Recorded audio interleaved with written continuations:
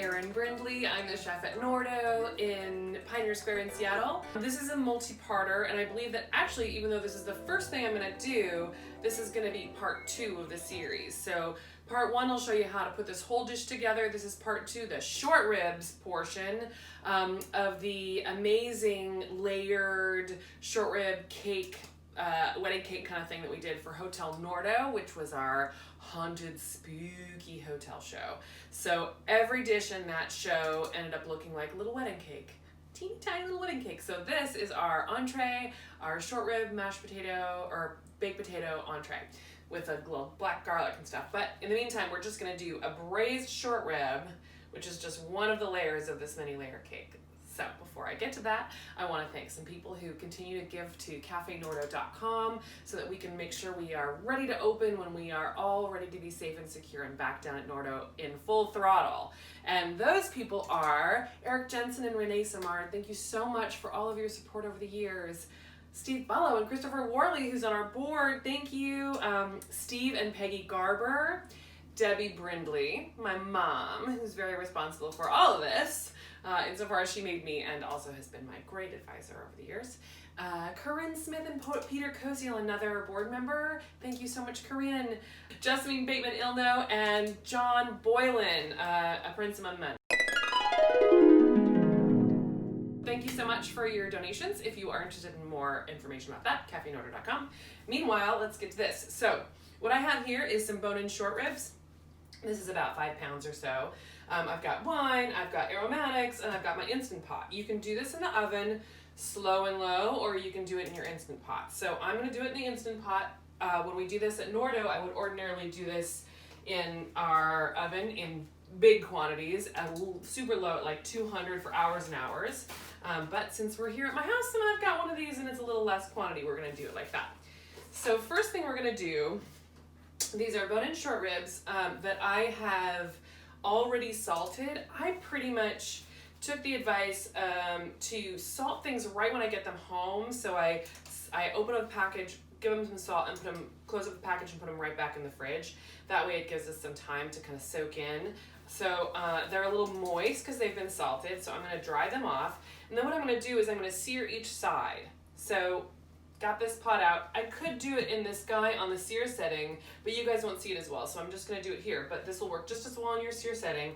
And what you just wanna do is get a nice caramelization Maillard reaction on each side of your short rib. So this has got some neutral oil, high smoking point canola will work. I happen to be using avocado oil just because that's what I happen to have, and it has a high smoking point as well. But there's so much fat in here that eventually that's gonna be released. So this is just to kind of get us started.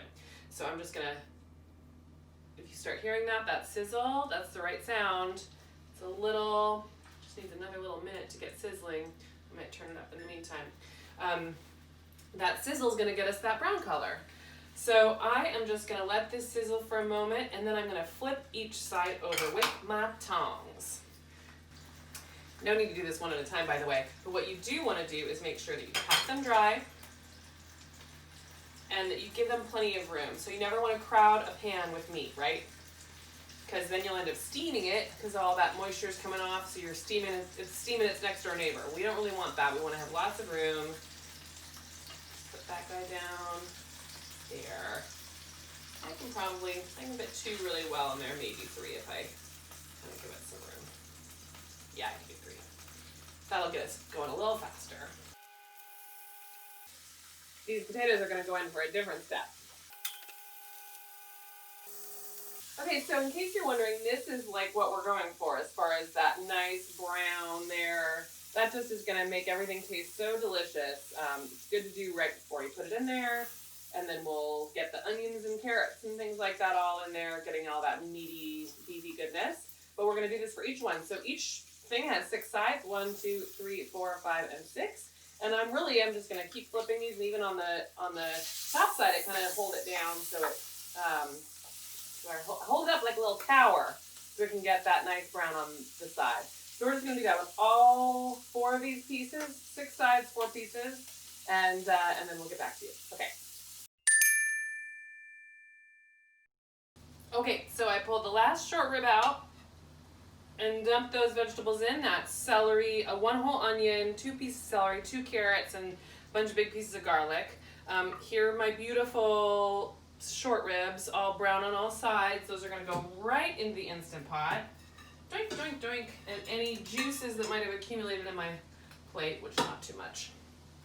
And then we're just gonna kind of sweat these. Really the purpose of what we're doing here, come here, handle, is just to make sure that all of that delicious beef fat that we have released in this pan all ends up in there. So we're cooking these beautiful vegetables down so that they can kind of absorb that flavor deliciousness.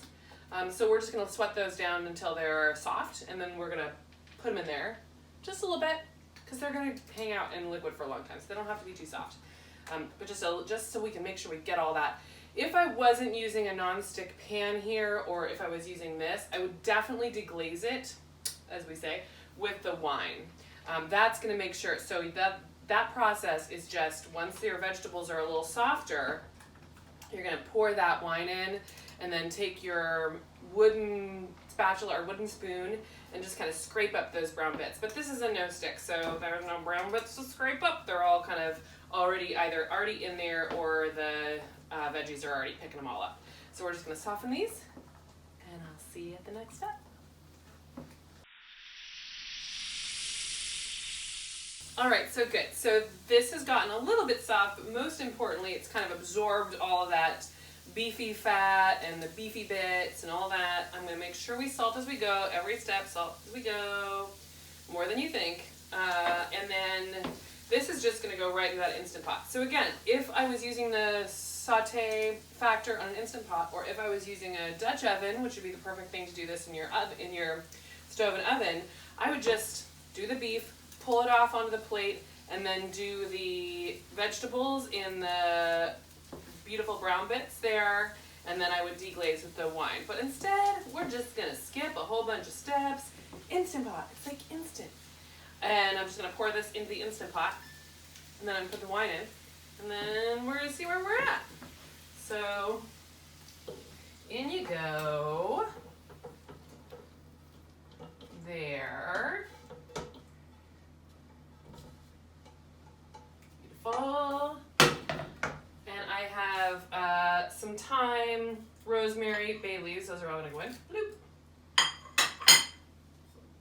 And now, here's the part where we're just gonna kind of discern with our eyes. So, I'll show you where I'm at here. Look how luscious that looks. Ooh, beautiful. So we just want enough liquid to cover our short ribs so that they are just like swimming in a beautiful vat. So my preferred is red wine. Just no matter how many short ribs I have, I just do a bottle of Cabernet Sauvignon, and then I take some beef stock. So when we're doing this at Nordo, because we're doing such quantities for such a long period of time, we'll make our own beef stock with the bones from the short ribs.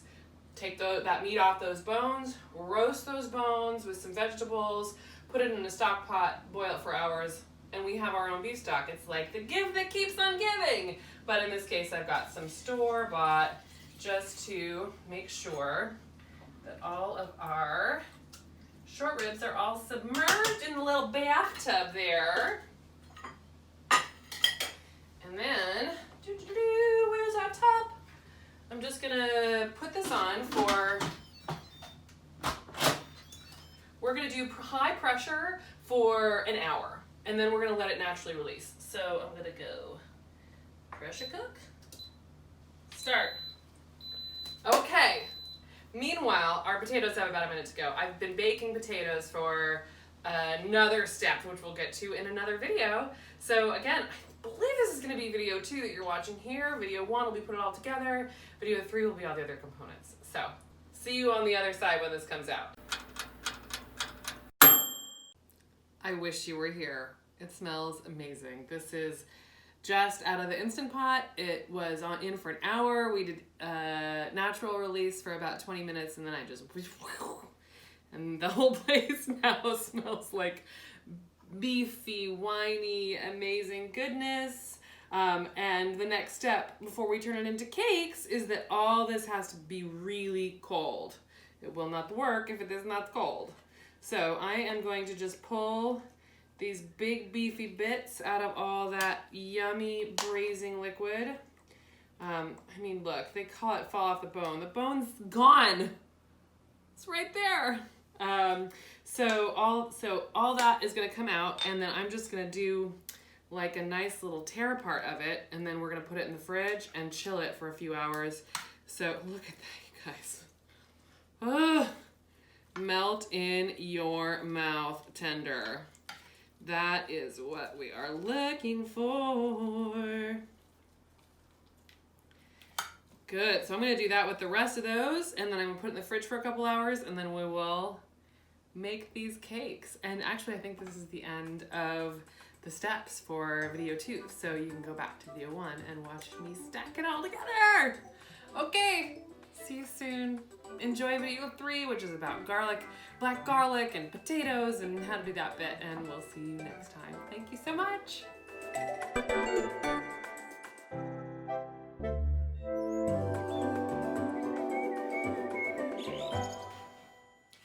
You made it!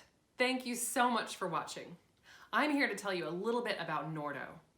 We are a nonprofit arts organization based in Seattle, Washington, dedicated to bringing you an intimate theatrical experience that weaves in imaginative cuisine and live original music.